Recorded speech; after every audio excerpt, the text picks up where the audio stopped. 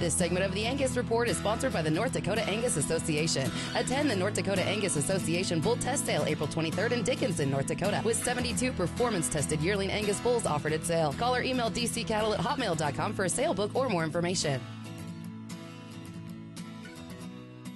Herd identification is easy in theory, but for beginners, there's a learning curve. We go now to the American Angus Association's Don Laughlin for some ID basics. Today in the studio we have Don Laughlin. Don is the Director of Member Services for the American Angus Association. And Don, you're here today to talk to us a little bit about ID systems. Calving season is wrapping up. A lot of people are IDing their herds right now.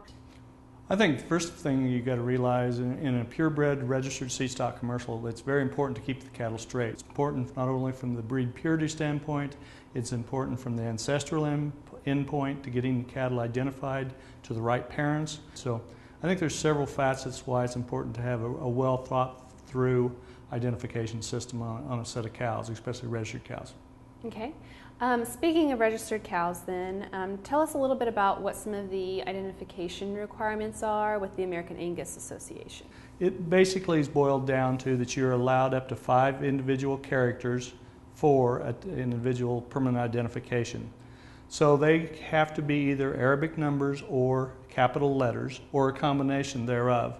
Every animal registered must have one of 3 permanent identification. It either has to be a tattoo, a freeze brand, or a hot brand. An individual ear tag or a dewlap tag does not meet the requirements for registration, so it has to be a permanent ID. Okay, so walk us through maybe some examples of how someone would go about identifying those calves in their herd. Some breed associations, for example, require international letter code. American Angus Association does not require international letter code.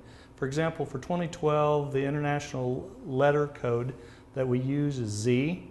So you may use a Z in a system. So you may set up a system where you're using international letter code. So the system may start out with a Z001. And if you have 99 calves born in that calendar year, you may end up with ZO99.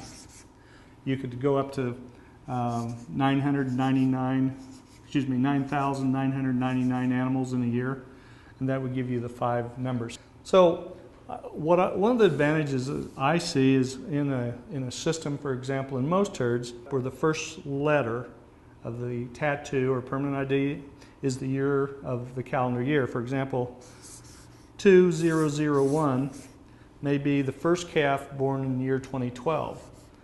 The 99th calf would be 2099. So 10 years from now you look back and you go, oh, that's a 10-year-old cow, 99th calf born. So you can do different variations on this.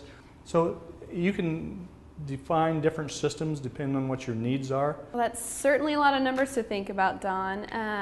Do you think I could maybe use this for my lottery drawing this weekend?